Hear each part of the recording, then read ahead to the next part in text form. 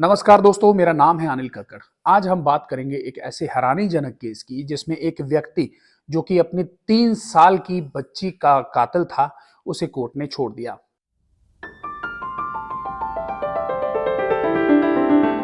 पंजाब और Haryana high court ने एक ऐसे केस में डिसीजन दिया है जिसमें एक आदमी ने अपनी बेटी की जान ली थी। कोर्ट ने उसे कैसे बचा दिया और क्यों उसे छोड़ा गया है, आज हम इस रूलिंग को सिंप्लीफाई करके समझने की कोशिश करते हैं।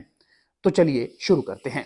ये केस है धन्नाराम का, जो 2011 में अपनी 3 साल की बेटी को मर्डर कर चुका था। उसने अपनी बेटी को गला घोंट कर मारा और उसके बाद भी उसने उस पर तवे से भी हमला किया। प्रोसिक्यूशन ने कहा कि धन्नाराम ने अपनी बेटी को इसलिए मार दिया क्योंकि उसे लगा कि वो एक चुड़ैल है जो उसके बेटे को नुकसान पहुंचाएगी। लेकिन पंजाब और हरियाणा हाई कोर्ट ने एक शॉकिंग डिसीजन दिया और धन्नाराम को मेंटल इलनेस का रीजन देकर उसे छोड़ दिया। कोर्ट का कहना था कि जब ये घटना हुई तब धन्नाराम की मेंटल कंडीशन ठीक नहीं थी और उसे अपने एक्शंस के बारे में अंदाजा नहीं था। कोर्ट ने सेक्शन 84 आईपीसी को रेफर किया, जिसमें कहा गया है कि अगर कोई इंसान अपने दिमागी बीमारी के कारण अपना काम समझ नहीं पाता, यानी अपना एक्ट समझ नहीं पाता और क्राइम करता है, तो उसे उस एक्ट के लिए दोषी नहीं ठहराया जा सकता। कोर्ट ने कहा कि धन्नाराम को उस वक्त अपनी गलत कामों का नेचर और कॉन्सिक्वेंसेस समझ में नहीं आई थी क्योंकि वो मेंटली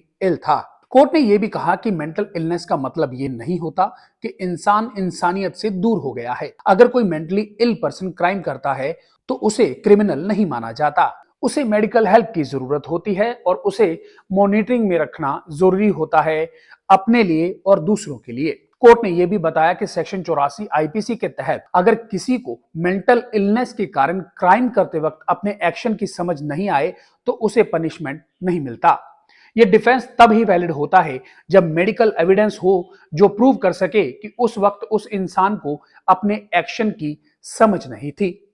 इस केस में एक साइकेट्रिस्ट ने टेस्टिफाई किया कि धन्नाराम ऑडिटरी हेलुसिनेशन यानी पागलपन या भ्रम के अचानक दौरों और कंफ्यूजन से सफर कर रहा था। साइकेट्रिस्ट ने यह भी बताया कि उससे अपने एक्शन समझने में दिक्कत थी। कोर्ट ने यह सब देखकर धन्नाराम की कन्विक्शन को उलट दिया, उसे एक्विट कर दिया गया और रिलीज करने का ऑर्डर कर दिया गया। लेकिन कोर्ट ने यह भी कहा कि मेंटल इलनेस से अफेक्टेड लोगों को सेफ कस्टडी में रखना जरूरी होता है, चाहे वो अपनी फैमिली के पास हो, दोस्तों के पास हो या फिर किसी मेडिकल फैसिलिटी में हो। कोर्ट ने यह भी कहा कि जब किसी को मेंटल इलनेस के बेसिस पर एक्विट किया जाता है तो उसे इंश्योर करना जरूरी होता है, ध्यान रखा जाए और उनके एक्शंस को मॉनिटर किया जाए।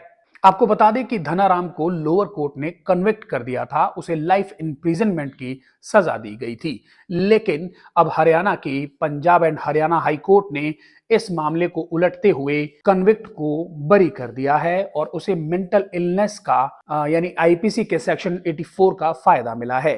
उम्मीद करते हैं कि इस वीडियो ने आपके ज्ञान में कुछ वृद्धि की होगी। ऐसे ही वीडियोस देखने के लिए आप मेरा चैनल जरूर सब्सक्राइब करें और अपने राय इस केस के प्रति कमेंट बॉक्स में जरूर लिखें।